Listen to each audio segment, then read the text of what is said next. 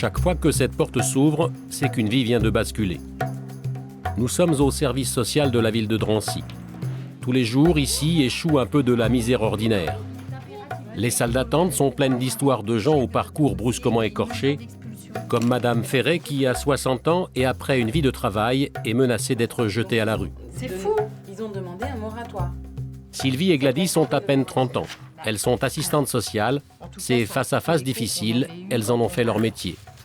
Au jour d'aujourd'hui, le chef du cabinet m'a dit de me mettre en relation avec cette dame-là de l'OP. D'accord ? Elle m'a demandé de lui faxer en urgence ça, les différents éléments, pour que le président de l'OPHLM prenne sa décision. Je ne sais pas ce qui se passera. Je ne maîtrise pas. Ben oui, je m'en doute. Vous n'êtes pas le bon Dieu, malheureusement. Et vous aurez les réponses quand pour ça? Alors, est-ce que j'aurai le temps au moins de préparer les cartons? Oui. Malheureusement, oui. Comment vous en êtes arrivé là? Vous l'expliquez? J'ai été licenciée. On a fait, la société où je travaillais a fait du licenciement économique. Et à l'âge que j'avais, bon, j'ai fait des stages, j'ai fait tout ce qu'il fallait pour les acédiques, mais j'étais trop vieille. Cette dame est tombée au chômage en 1997, a commencé à éprouver des difficultés, n'a pas pu payer son loyer. Ça veut dire concrètement, au jour d'aujourd'hui, que Madame Ferret va passer son anniversaire, elle va fêter ses 60 ans dans la rue. Vous l'aviez imaginé? Non. J'avais pensé qu'on me laisserait un petit peu de temps, quoi. Bon, j'ai quand même des amis, j'ai pas beaucoup de famille, mais bon, ben, c'est tout. Voilà. Mois de mai, 3 mai. Vous viendrez me voir dehors. Je serai costaud. De toute façon, c'est vrai qu'on est inscrit dans des circuits, dans des dispositifs, et de là, on est des tampons entre les institutions et les personnes. En fait, on est les pompiers du social, il y a un immeuble en feu, et puis on nous donne un seau pour l'éteindre. Mais la morale quand même de l'histoire, elle est bien parce que on nous donne un seau, mais heureusement on a nos cerveaux, donc on ne se contente pas de remplir notre seau d'eau et de le jeter sur les flammes. On va dire aux gens, aidez-nous, prenez du sable, prenez des branches et aidez-nous à l'éteindre le feu.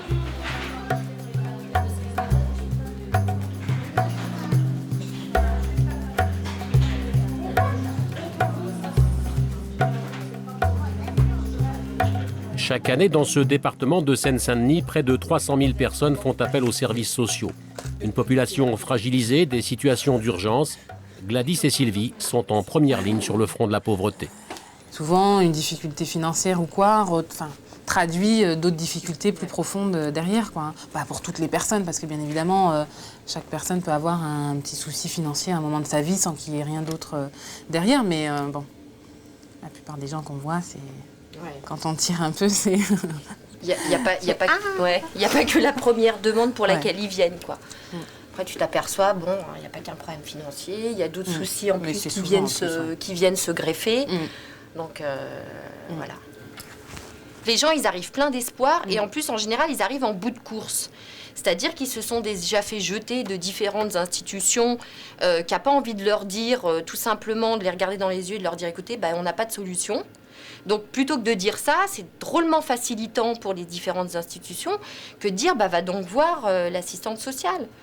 Et puis, voilà. Et puis, on a encore peut-être cette image de dame de charité, tu vois, qui est complètement en décalage avec ce qu'on est réellement. Et c'est sûr que les gens, ils sont aussi dans une situation où ils sont dans une telle mouise qu'ils ont envie de s'accrocher à quelque chose, quoi. Aujourd'hui, c'est l'horreur, Je veux dire, faut pouvoir supporter ça. Non, mais humainement, c'est... Humainement, c'est super dur. Je veux dire, vous laissez partir quelqu'un et vous vous dites, il va dormir où cette nuit?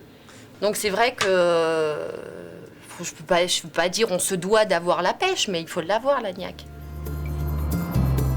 Les dossiers qui s'empilent, les situations désespérées, l'anonymat des cités, c'est pour toutes ces raisons que Marie-Hélène s'est mise au vert. Après avoir travaillé 7 ans comme assistante sociale au Conseil général de l'Orne, elle est venue à la campagne exercer son métier dans les cours d'école. Moi, j'avais pas envie de faire assistante sociale de secteur toute ma vie, faire des permanences, les visites à domicile, les dossiers de RMI, les dossiers de retraite. J'avais envie de changer. Moi, j'avais vraiment l'impression d'être la soupape, quoi. Éviter que la société explose, que les gens se révoltent trop. C'est vrai qu'en scolaire, quand même, on est... même si on a des secteurs chargés, on est quand même là, présent assez souvent. On essaye d'écouter les élèves, justement, d'écouter les parents, quoi. Mais même ici, la vie a changé. Là où il y a encore quelques années, les assistantes sociales géraient des problèmes d'indiscipline et d'impayés de cantine, aujourd'hui, elles doivent faire face à des comportements beaucoup plus graves. L'année dernière, par exemple, dans son seul secteur, Marie-Hélène a dû signaler 2 enfants victimes d'abus sexuels. Alors elle organise régulièrement des séances afin de sensibiliser les classes de 6e aux problèmes de maltraitance. Non, maman. Je m'en vais, Fabienne. Et dis, tu n'oublies pas que tu as tes devoirs à faire. Maman, ne me laisse pas toute seule. Mais pourquoi tu as peur? Et tu n'es pas toute seule, il y a ton papa Michel. Oui, mais quand tu n'es pas là, il en profite pour me toucher et il me demande... Arrête. Tu t'imagines des choses, il ne ferait jamais cela. Alors, est-ce que ça vous semble possible que des parents agressent sexuellement leur enfant? Bah oui, parce que il y a des fois où les parents ils vont toucher les enfants quand la maman ou papa il est parti. Quand on est au courant, informé d'un fait comme ça qui est grave, puisque là c'est une relation sexuelle entre une fille et son beau-père, on doit à ce moment-là, puisqu'elle parle d'un nouveau papa Michel, donc je suppose que c'est son beau-père, et elle doit à ce moment-là intervenir pour protéger cet enfant. Et là on dit qu'il y a non-assistance à personne en danger. N'importe quel adulte, à partir du moment où on sait qu'un enfant est victime de maltraitance sexuelle ou physique, on a le devoir d'en informer la justice pour protéger cet enfant. Repérer un enfant en danger, lui porter assistance, c'est le premier devoir des assistantes sociales scolaires. Pendant ces séances, Marie-Hélène est toujours à l'affût d'une parole suspecte. Est-ce qu'il peut arriver lors de ces séances de déceler des enfants qui ont des problèmes comme ça? C'est vrai que lors de séances d'information sur la sexualité ou sur les maltraitances sexuelles, il n'est pas rare que dans les semaines qui suivent, on ait des élèves qui viennent justement parler de leur situation et révéler une situation de maltraitance. Mais certains élèves n'ont pas toujours les mots pour dire leur douleur. Ce matin, Marie-Hélène est inquiète pour une élève de 4e. Sophie porte des marques au cou et ce n'est pas la première fois. Qu'est-ce que vous faites là, Marie-Hélène?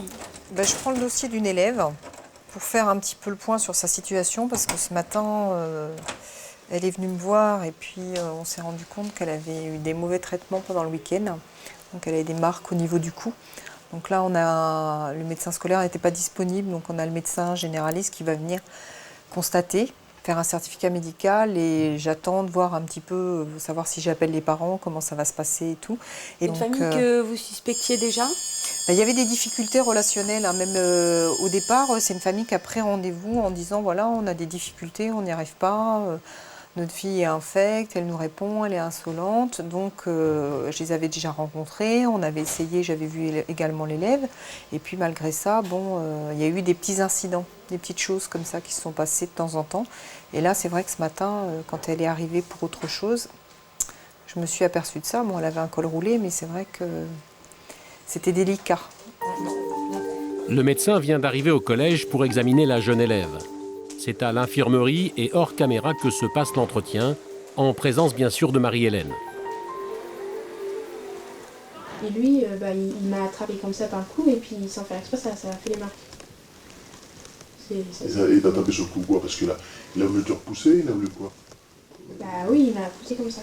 Il t'a attrapé, il a serré, il a fait quelque chose? Il a serré un peu, oui. Et comment il t'a serré? Montre-moi comment il t'a fait ça? Comme ça. Là, il t'a fait comme ça? Oui. Est-ce qu'à part ça, et puis une fois où il t'a donné une gifle, est-ce qu'il t'a déjà tapé? Oui. Oui? À quelle occasion il t'a déjà tapé? Il t'a tapé parce qu'il t'a fait des grosses bêtises? Parfois, il tape pour un... On sent pas qu'une élève qui a peur de rentrer chez elle ou qui... Mais il y a un problème relationnel qui font qu'ils ont des relations un peu bizarres, quoi. Et que c'est vrai que c'est pas normal qu'il en arrive à lui pincer le nez, qu'elle ait une marque, que là, elle ait des traces sur le cou, parce qu'elle lui a marché sur le pied, donc il l'aurait serré trop fort. Donc, En fait, on n'est pas dans des vrais signes de maltraitance, on est un peu sur le fil du rasoir. Voilà. On peut dire. Donc là, moi, je vais juste faire... Déjà, je les informe. Déjà, je leur dis, je les informe de mes démarches. Je leur dis, voilà, on a constaté ça. Et puis après, moi, je vais leur dire que je fais un signalement à l'aide sociale à l'enfance qui va sûrement déclencher une enquête, mais qu'après, la décision ne m'appartient plus. Moi, j'informe parce que c'est mon travail. Je suis responsable. Un enfant est en danger. Je ne sais pas si elle est vraiment en danger. Mais dans le doute, moi, je signale, j'informe. Après l'entretien, Marie-Hélène décide de téléphoner à la mère de Sophie pour la prévenir du comportement suspect de son mari. Moi, votre situation, vraiment, elle m'inquiète, et notamment la situation de... Allez, vas-y.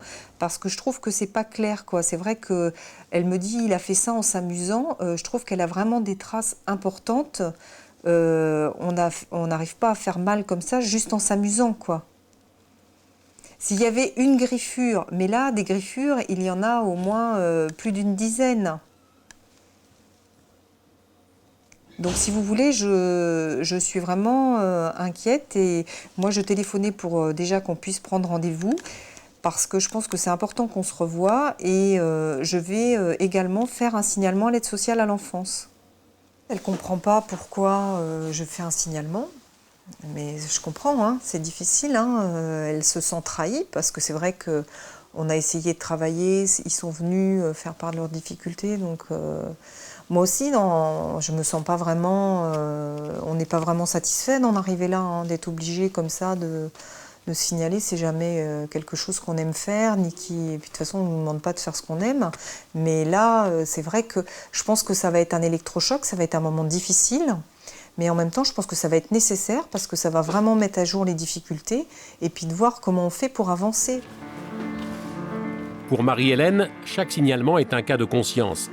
Sa décision peut entraîner la mise en examen des parents, leur emprisonnement et le placement de l'enfant dans une famille d'accueil. Hors caméra, le père de Sophie prétend avoir simplement voulu apprendre à sa fille à se défendre. Une explication qui ne convainc pas l'assistante sociale.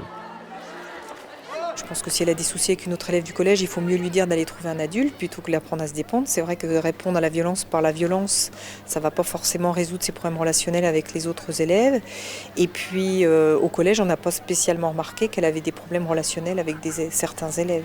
C'est suspect, c'est vrai que les relations parents-enfants à l'adolescence, c'est jamais simple. Donc là, le fait qu'il y ait une enquête pour permettre de poser les choses, ça va permettre d'avoir des réponses, d'en savoir un peu plus, quoi. L'enquête sociale est en cours, elle permettra peut-être de repérer ce qui, dans le comportement des parents de Sophie, relève du simple jeu, de la punition ou du mauvais traitement. À Drancy, Sylvie, elle aussi, est confrontée à une autre forme de maltraitance de plus en plus courante, les violences conjugales. Plus de 2 millions de femmes sont battues chaque année. En 6 ans de carrière, elle a vu ce chiffre exploser. Allez-y, je vous en prie, asseyez-vous. Aujourd'hui, Sylvie reçoit Nadia. Il y a 4 mois, Nadia a réussi à quitter son mari. Depuis, Sylvie l'a déjà vu à 2 reprises. Bon, c'est vrai que je suis restée 5 années avec cet homme-là, mais c'est bon. Pas facile. Ça n'a pas été facile du tout pour moi. Non, pas du tout. Il s'est avéré qu'il m'a tapé une fois de trop et j'ai pas supporté cette violence. Il me reste encore... aujourd'hui, ça fait 4 mois. Il me reste encore une belle marque de lui au niveau de ma jambe gauche. Et après ça, j'ai dit c'est fini, quoi. Puis je suis venue crier au secours à Madame Bailly et Madame Massira. Et puis ils m'ont vraiment fait ouvrir les yeux, quoi. On ne peut pas dire aux personnes ce qu'elles doivent faire, qui on est pour dire ce qu'elles doivent faire. Mais on est là pour essayer de faire en sorte qu'eux prennent leurs décisions. Donc c'est vrai que dans les premiers temps, vous nous posiez la question, mais qu'est-ce que je dois faire? Et on lui répondait, mais c'est à vous de dire ce que vous avez envie et c'est à vous de faire les choses. Comme la plupart des femmes battues, Nadia a dû fuir son domicile. Et du jour au lendemain, elle s'est retrouvée sans ressources. Alors Sylvie est intervenue en urgence pour lui donner les moyens de survivre. D'accord, ça c'est Parce que ça, j'en ai besoin après. Vous aviez déjà le RMI quand vous étiez venue la première fois? Non, jamais. C'est Madame Massira et Madame Bailly qui me l'ont mis en œuvre, enfin. C'est vous qui avez constitué le dossier. C'est moi qui ai constitué le dossier. Et on a essayé de faire en sorte que ça aille un petit peu plus rapidement. Voilà, exactement. Et puis j'ai eu une autre aide. C'est les 200 €. C'était en attendant, effectivement. À chaque fois, Sylvie essaye de responsabiliser la personne qui vient lui demander de l'aide. Comme beaucoup d'assistantes sociales, elle n'aime pas qu'on la soupçonne de ne faire que de l'assistanat. Est-ce que vous avez eu l'impression qu'on vous ait assisté? C'est pas, on va pas dire ça comme ça. Voilà. Mais j'avais l'impression que j'étais appuyée. Voilà, en fait, appuyée. J'aime bien le mot que vous utilisez. Appuyée, en fait. J'étais très appuyée parce qu'en fait, j'ai trouvé personne d'autre qui m'appuie. C'est vrai, c'est une mise en autonomie. On a un code de déontologie qui dit très clairement qu'on est là à un moment donné dans une situation pour aider la personne à s'en sortir. On n'est pas là pour maintenir les gens dans des dispositifs ou pour manger de l'action sociale à tout va. C'est pas du tout ça notre rôle. Pas du tout. Hein, c'est pour ça que c'était important aussi de lui demander. Et ce qu'elle vous dit, c'est ce qui a été important. Vous me stoppez si je me trompe. C'est ce qui a été important pour moi et primordial. Ce que j'ai rencontré ici, c'est du soutien. C'est d'avoir été entendue. Assister les familles qui viennent les voir, les aider financièrement, leur ouvrir des droits à des allocations. Toutes les assistantes sociales s'interrogent à un moment donné sur l'efficacité et les failles de leur métier. J'ai pas pu sincèrement voir de situation où j'avais l'impression qu'on profitait de moi. D'abord, profiter de quoi? On n'a pas suffisamment de moyens pour qu'ils en profitent. Je crois que les gens, ils imaginent aussi et ils caricaturent ce qu'on est capable de faire. Je pense que des fois, il y en a aussi qui prennent un peu le service social comme un distributeur de fonds très facile. C'est pas vrai. C'est pas ça la réalité. J'ai pas l'impression qu'on génère de l'offre. J'ai pas cette impression-là, très sincèrement. Si j'avais cette impression-là, je vous dis tout de suite, j'arrêterai ce métier-là. J'arrêterai ce métier-là.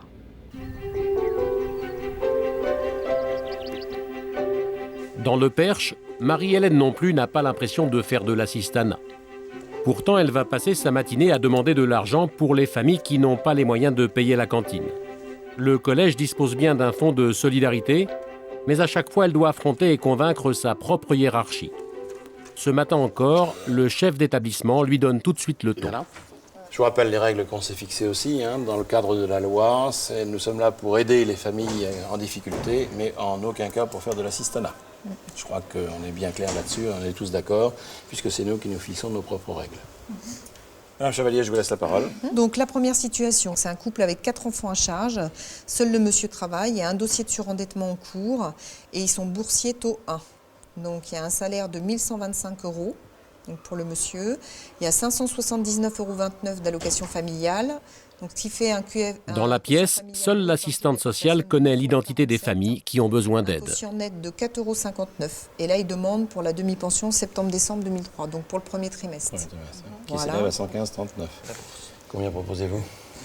Je pense qu'on pourrait, étant donné les revenus et le quotient, une aide de 100 €. Ce qui reste comme ça, comme charge à la famille, 15,39 €. Ça me paraît... Vous êtes d'accord? Oui. Ouais. 100 € alors pour cette famille. La cantine, c'est une priorité dans l'aide des familles? Absolument. Absolument. Il faut absolument que les enfants mangent. Ça, c'est une priorité des priorités. Pour ces enfants en situation défavorisée, manger à la cantine est souvent la seule occasion de prendre un repas équilibré. Je trouve que quand on est bénéficiaire du RMI, ça devrait être gratuit. Enfin, les gens ne peuvent pas payer la demi-pension en ayant le RMI, c'est pas possible. Le fait que ce soit anonyme, c'est primordial? Ah oui, c'est important. Parce que même dans un petit collège, même si on est 400, sur 400, on ne sait pas qui a fait la demande. Et là, je trouve que c'est vraiment important, de respecter l'anonymat. Et puis pour le respect des familles, ça me paraît, étant donné qu'il y a des parents d'élèves, qu'il y a des professeurs, et puis les professeurs n'ont pas à savoir quel élève est aidé. Enfin, je trouve que ils doivent rester objectifs et avoir la même attitude envers tous les élèves, Moins ils en savent, mieux c'est. Mais dans les cours d'école, tout finit toujours par se savoir. Ce jour-là, derrière les rires et le chahut, tout le monde s'inquiète pour Jennifer, une élève de 6e hospitalisée depuis plusieurs semaines pour une grave maladie. On peut l'associer aussi à la recherche. Dans son bureau, Marie-Hélène rencontre sa maman pour la première fois. Tout début avril. Et Jennifer, comment elle a appris la nouvelle? Est-ce que ça s'est bien passé? Assez mal au départ, parce que c'est vrai que le mot cancer fait très peur. Mais les médecins ont été très gentils. Ils ont expliqué qu'un cancer chez un enfant, c'était pas le cancer d'un adulte. Quelque part, on le soignait très bien, même si le traitement était très long, c'est se soigner très très bien. Le choc, les informations arrivent tout en bloc. Donc il faut arriver à digérer. Ce qui me faisait peur dans tout ça, c'est que c'est une maladie quand même à long terme. Donc je voudrais pas qu'elle perde ce qu'elle a déjà acquis. Et puis voilà, quand même 11 ans, et c'est quand même, dans quelques années, il y a quand même une vie professionnelle à organiser. Donc j'aimerais bien que ça soit juste un petit morceau de cauchemar, et puis qu'après on n'en parle plus. Là, Monsieur Lelanne, le professeur principal, il a essayé d'expliquer aux élèves. Là, apparemment, ils vont rédiger des lettres qu'ils vont envoyer à Jennifer. Voilà. Donc ils vont travailler ça en français avec lui. Et puis, le but, c'est surtout qu'elle ne perde pas le contact avec la classe. Voilà, on souhaite vraiment qu'il y ait un contact qui soit maintenu. Et surtout, si vous aviez besoin de parler, n'hésitez pas à m'appeler. Parce que, bon, je crois que c'est important aussi pour Jennifer que vous soyez bien, quoi. Et que vous aussi, vous soyez bien entourés. Voilà. Vous avez vos parents, quoi? Non, j'ai plus mes parents. Donc, mon mari est décédé il y a 5 ans, donc je me retrouve toute seule à élever mes 2 filles. Donc, ce qui n'est pas forcément évident déjà au départ. Mais quand il y a une catastrophe comme ça, ça l'est un peu moins. C'est difficile parce qu'il faut essayer de ne pas montrer ses émotions. Je pense que gérer une situation quand un enfant est malade, ça nous renvoie à nous, parents, et on pense à ses propres enfants. Et du coup, c'est vrai qu'on a du mal un petit peu à rester professionnel et on a des choses personnelles qui remontent à la surface. Et c'est vrai que c'est pas toujours évident. Donc c'est important de rester objectif. Et puis les gens, ils viennent pas voir quelqu'un, ils veulent pas de quelqu'un qui pleure avec eux, ils veulent quelqu'un qui est fort, qui est là pour les écouter, qui est là pour les aider. À Drancy, Gladys est confrontée à des situations de plus en plus complexes avec des familles qui cumulent des difficultés. Bonjour. Aujourd'hui, elle vient s'occuper d'une mère gravement malade qui vit seule avec ses 2 enfants. Gladys a préféré venir avec une traductrice. La femme parle très peu le français. Vous saviez que je venais vous rappeler, hein? Vous vous êtes rappelé que je venais? Oui. Ah d'accord, ok. On peut rentrer? Ah oui. D'accord. D'origine malienne, Anissa habite en France depuis 15 ans. Elle vit grâce au RMI, mais a de plus en plus de mal à s'occuper de ses 2 petits garçons. Oui, elle avait l'air fatiguée, mais bref. Elle dit qu'elle était malade, elle était souffrante. Qu'est-ce que vous avez vu? Moi, je ne dors pas. Elle ne dort pas la nuit à cause de l'enfant qui arrête de faire des bruits. Elle se réveille la nuit, elle vient s'asseoir dans le fauteuil et puis il coince souvent sa tête contre le mur et tout. Mais pour ça, c'est qu'il pas. Adia. Vous avez du mal avec Malé toujours. Vous avez des difficultés avec Malé toujours. Oui, elle a trop de difficultés avec Mani. Il pisse la nuit sur le matelas et tout, et puis il ne sait pas parler. Vous m'aviez dit qu'il y avait des problèmes au niveau du logement. Et ici, là, c'est cassé. Le propriétaire demande 360 € par mois pour ce 30 mètres carrés insalubre. Un loyer qu'Anissa ne paye plus depuis 2 ans. Pour éviter l'expulsion, l'aide au logement est directement versée au propriétaire. Mais impossible pour le moment de le contraindre à faire des travaux.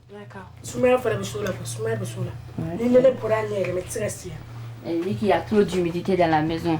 En plein hivernage, franchement, c'est trop dur pour elle de rester ici. Ouais, c'est sûr. Il fait super froid. C'est humide aussi, c'est ça, ma arrête. Parce qu'il y a tout à bouger, mais bouger. Mais aujourd'hui, l'urgence pour Gladys, c'est de réduire le surendettement d'Anissa. Vous avez vu à combien vous en êtes d'impayé de loyer, là, madame? Qui va donc au café? Vous savez pas? Elle ne connaît pas. 1 000 €, d'accord? En sachant qu'il y a la location logement qui lui est versée, toujours. D'accord? Il y a 1 000 € de dette, là. D'accord? Ce qui est important de voir, là, c'est qu'il faut, pour que moi je puisse vous aider par rapport à vos dettes, parce qu'il y a le loyer, il y a la cantine, l'étude et la garderie, d'accord? Où ça, il y a des dettes. D'accord? Et donc là, vous ne pouvez plus vous permettre que les dettes augmentent, là. Il faut vraiment qu'on trouve une solution. D'accord? La cantine, il faut la payer. C'est important que Malé et Ibrahim restent à la cantine. Ils ont un repas équilibré, etc. C'est important. D'accord? La cantine, c'est 26 € par mois. 26 €? Oui. Donc, elle dit que je donne l'accord, je vais payer 26 € tous les fins du mois. Ça, c'est important. Chaque mois. D'accord, ok. Donc, je compte sur vous. Hein, et pour ne pas assister complètement à Nissa, Gladys va insister pour qu'elle fasse elle-même une partie des démarches. À son avis, c'est vous-même qui devez avertir le monsieur, comme quoi à chaque mois, elle s'est engagée à payer 100 €, qu'elle va aller le régler à son domicile. Non, mais c'est vous vous pouvez prendre contact avec votre propriétaire. Donc c'est vous qui allez le faire, ça. Je compte sur vous. Hein, je ne vais pas appeler votre propriétaire, c'est à vous. Moi, je ne peux pas m'engager à votre place. Hein, donc c'est à vous de le contacter. D'accord? Dans ce genre de rendez-vous, vous avez le sentiment d'être utile? Utile, je sais pas, maintenant de soutenir madame dans ses démarches, de l'aider au mieux pour que la survie de son foyer soit assurée, voilà. Hein, c'est vrai qu'on est un peu le lien entre madame et les institutions et bon, on fait ce qu'on peut. Maintenant, utile, je sais pas, mais c'est vrai qu'un soutien en tout cas. Ce matin, sur la route du collège, Marie-Hélène a fait un détour pour passer voir la maman de Jennifer, la petite fille atteinte d'un cancer. Depuis leur dernière rencontre, il y a 2 mois, Jennifer a quitté l'hôpital pour un centre de rééducation en région parisienne. Une difficulté supplémentaire pour la maman. Bonjour. Bonjour Clémence. Bonjour. On est timide. Ah, tu fais ta timide, bah oui. Pourtant la maîtresse m'a dit qu'elle n'avait pas été sage aujourd'hui. Ah bon? Je voulais avoir des nouvelles de Jennifer. Ça va. Ça va? Ça va. D'accord. Elle supporte relativement bien le traitement. D'accord. Au niveau du collège, la bourse départementale, je sais pas quoi, il devait y avoir un virement au mois d'avril et je ne l'ai pas vu. D'accord. Alors est-ce que c'est bloqué quelque part ou quoi? Je sais Ok, pas. Je vais voir ça demain. Hein? Je suis à Longny demain, donc je m'en occupe. Tu Est-ce vois, que par rapport à la bourse du collège. J'ai reçu un courrier au mois de janvier, février du d'accord. collège me disant que ça devrait être viré et c'est pas viré. Ok. Donc ça a l'air idiot, mais en ce moment c'est vital. D'accord. Bon, si vous avez des soucis au niveau du collège, on peut intervenir au niveau du fonds social. Hein. Si vraiment vous avez un problème, non, bah là, n'hésitez pas. Hein. Là, on essaye de faire au mieux. D'accord. Comment elle vit ça, Jennifer? Maman manque, la petite sœur manque et que le moral, des fois, n'est pas vraiment là, quoi. Mais bon, comme dans toutes ces maladies-là qui sont longues, quoi, quelque part, c'est pas évident. C'est vrai que si c'est trop lourd, on peut aussi mettre en place une travailleuse familiale. Hein, je vous avais dit, hein, si vous sentez que c'est difficile. Bon, allez, bon courage. Clémence, arrête, s'il te plaît. Allez, bon week-end. Au revoir. Bonne journée. Merci. Allez. Gérer les risques de toujours comme la maladie, mais aussi les difficultés d'aujourd'hui. Au collège, une intervention sur 3 de Marie-Hélène est liée directement à des problèmes familiaux. Souvent, les parents sont pris par leurs problèmes personnels, problèmes de divorce, problèmes de boulot. Donc, ils n'ont pas trop de temps à consacrer à leurs enfants. Et bon, nous, on est là pour un petit peu pallier à ça, quoi. Être là pour écouter, pas les remplacer, surtout pas. C'est pas du tout notre travail. Mais je crois qu'à un moment où ils ont besoin de parler, puis c'est vrai qu'à l'adolescence, c'est pas toujours évident. Et puis, que ce soit quelqu'un en dehors de la famille, c'est plus facile aussi. Ce matin, Marie-Hélène reçoit la belle-mère et le père d'Axel. Ils sont accompagnés de son demi-frère et de sa demi-sœur. Axel est en 6e et comme de plus en plus d'enfants, c'est un enfant du divorce. On va peut-être se voir sans Axel déjà. Bonjour monsieur. Madame. Donc monsieur Lebré, le principal... Depuis le divorce de ses parents, Axel cumule les mauvaises notes, les problèmes d'indiscipline et les agressions envers ses camarades. Comme chaque fois qu'un enfant va mal, Marie-Hélène va chercher à comprendre. On a beaucoup de difficultés avec Axel. Voilà, au niveau du collège, hein, c'est vrai que c'est pas évident. Il est vraiment perturbateur. Il est souvent arrivé à l'infirmerie. Alors pour un petit mot, alors où ça va être les dents, où ça va être. Ce matin c'était la gastro, après c'était l'appendicite. Enfin bon. Donc c'est pour ça qu'on voulait vous voir parce que je pense qu'il est pas bien. C'est vrai que on voit bien qu'il est en souffrance, quoi, qu'il est perturbé, et puis dans la cour, il cherche toujours les autres, quoi. Et puis quand c'est pas dans la cour, c'est en salle de classe. Alors, je sais pas ce qui va pas chez lui, mais il y a quelque chose qui va vraiment pas en fait. Il a l'air alors peut-être parler de choses plus personnelles. Il vient parfois parler de sa mère. Ouais, ça souvent, mais bon, nous on peut pas tourner sa mère contre lui non plus, en fait. Ce qui se passe chez sa mère, on peut rien y faire. Mais bon, à la limite, son comportement, c'est pas ce qui m'inquiète le plus. Ce qui m'inquiète le plus, c'est qu'il fait rien à l'école, quoi. C'est qu'il travaille pas. À la limite, son comportement, je vais peut-être être un peu vulgaire, mais je m'en fous un peu. Moi, ce que je veux, c'est qu'ils travaillent pour réussir.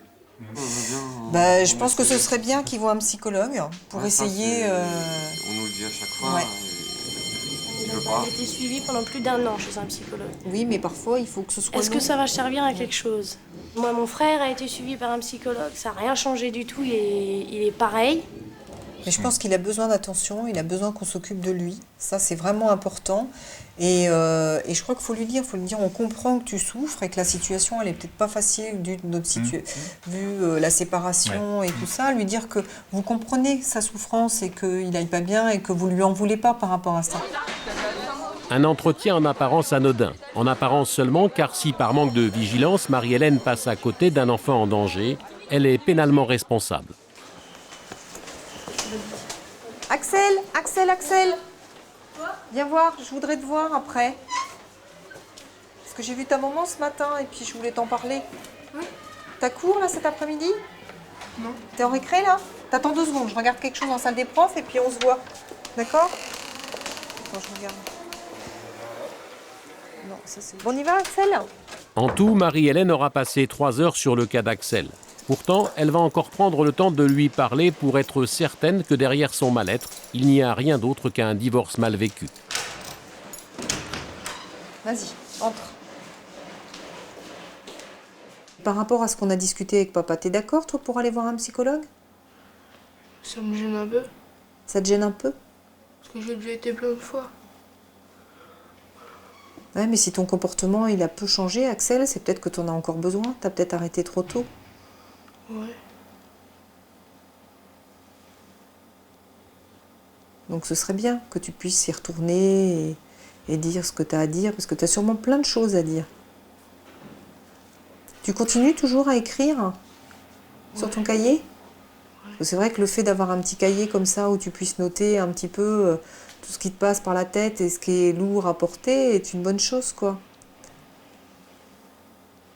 Non, j'ai pas trop envie de parler parce que je me sens pas bien quand je parle.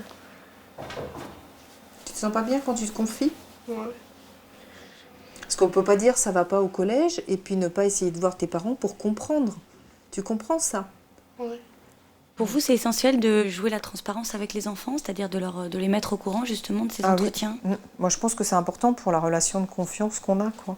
Parce que si je vois les parents sans leur dire, j'aurais l'impression de les trahir un petit peu. Alors c'est vrai qu'on a du mal déjà à avoir leur confiance, on prend du temps avant de les connaître, avant de les voir en entretien et accepter qu'ils viennent nous rencontrer. Parce que c'est vrai que parfois, il y en a qui me disent « non, moi je rentre pas ». Et bon, ça c'est quelque chose qui se construit tout doucement. C'est en voyant d'autres élèves venir nous parler qu'ils vont venir aussi plus facilement. Donc c'est vrai qu'après, si on voit leurs parents sans leur dire, on met tout par terre, quoi. Retour en Seine-Saint-Denis à Drancy. Avec le printemps, comme chaque année, les expulsions ont repris. C'est la fin de la trêve, Gladys est à nouveau en première ligne. La famille Arras a squatté cet appartement HLM tout l'hiver. La décision d'expulsion peut tomber du jour au lendemain. Monsieur Arras fait partie d'une nouvelle classe, les travailleurs pauvres. Il a un emploi, touche un salaire, mais ne gagne pas assez pour se loger. Vous avez continué vos recherches là par rapport à... Oui, toujours. Mais, chez les privés, on n'a rien trouvé parce que moi je touche pas beaucoup. Je touche le SMIC et c'est pour ça que j'arrive pas à trouver quelque chose. Ah ouais, c'est sûr. Quels moyens vous disposez pour l'aider? Si ce n'est que le soutenir dans ses démarches de recherche de logement, de recherche d'hôtel, si on arrive à ça, c'est tout. Hein. On fait ce qu'on peut, mais c'est vrai qu'on n'a pas les moyens de faire accélérer la procédure, quoi. Comme foyer. Oui.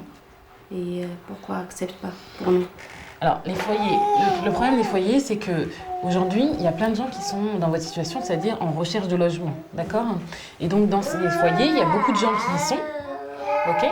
Et qui devraient normalement sortir parce que ça y est, le temps dans le foyer est accompli, donc ils devraient partir. Sauf que comme ils n'arrivent pas à trouver un logement, tout comme vous, ils restent dans les foyers. Donc les foyers sont totalement saturés, étant donné que les personnes qui devraient sortir n'y parviennent pas.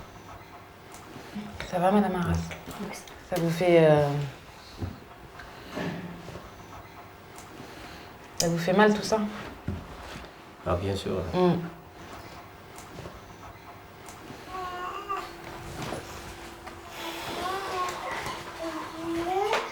c'est vrai que des situations comme ça, ça touche forcément.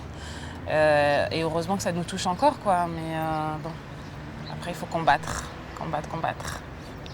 Depuis 2 ans, le combat des travailleurs sociaux se radicalise. Ils ont de plus en plus de familles en difficulté et de moins en moins de moyens pour les sortir de là.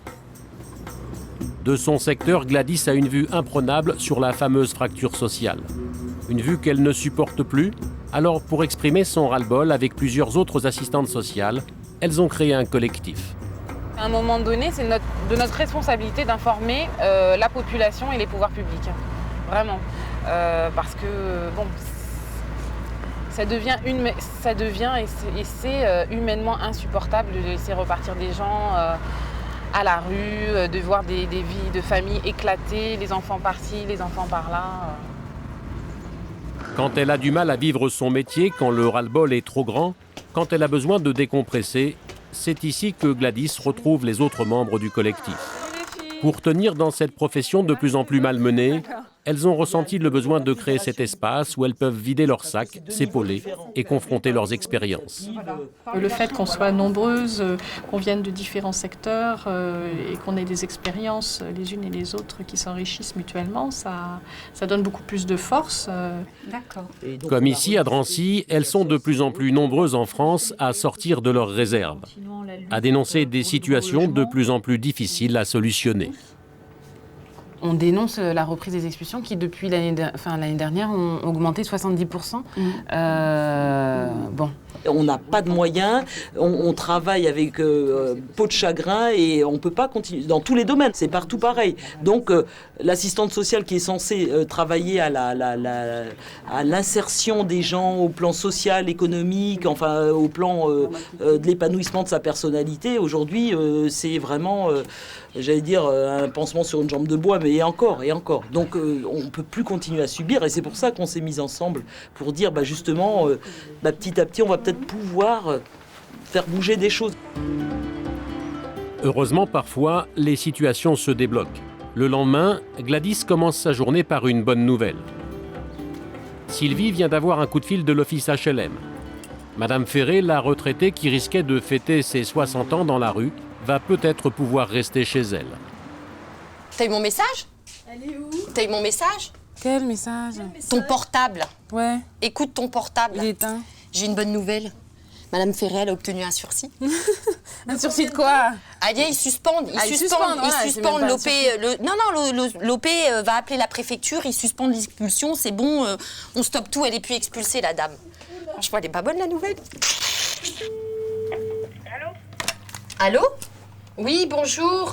Bonjour. Vous allez bien? Ça va et vous? C'est Madame Massiera. Oui, je vous ai reconnue. Vous m'avez reconnue? Oui. Bon, j'ai, semblerait-il, de bonnes nouvelles. Ah bon? Ouais, j'ai eu un appel de l'OPHLM qui me dit qu'ils vont intervenir auprès de la préfecture pour suspendre votre expulsion. Ah c'est déjà pas mal. Hein? Ouais. Donc on va avoir la confirmation par écrit. Oui. Hein? Et puis dès qu'on a la confirmation par écrit, de toute façon, je vous donne les éléments. D'accord. Mais apparemment, c'est quand même quelqu'un de haut placé au niveau de l'OP qui m'a contacté pour me le dire. Oui. Donc il semblerait que ce soit bon et que vous puissiez défaire vos cartons. Ah, vous êtes mignonne. Ouais, franchement, vous êtes sympa. Merci beaucoup. De rien. Ça fait plaisir un coup de fil comme ça? Ouais, ça fait plaisir un coup de fil comme ça. Ouais. On a l'impression d'avancer? Ouais. On va pouvoir enfin bosser et on a enfin été entendus. Et ils ont enfin entendu qu'on avait besoin de temps pour rétablir cette situation-là.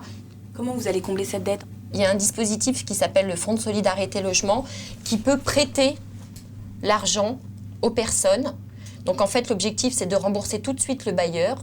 Et c'est un prêt à taux zéro. Donc les gens, après, remboursent progressivement. Mais là, de toute manière, il y avait des éléments positifs dans ce dossier qui sont pas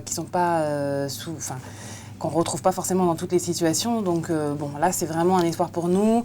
Et voilà, de ne pas retrouver quelqu'un en difficulté à la rue, en tout cas chez sa fille, ou peu importe, ça nous enlève un poids. Et c'est vraiment une bonne nouvelle.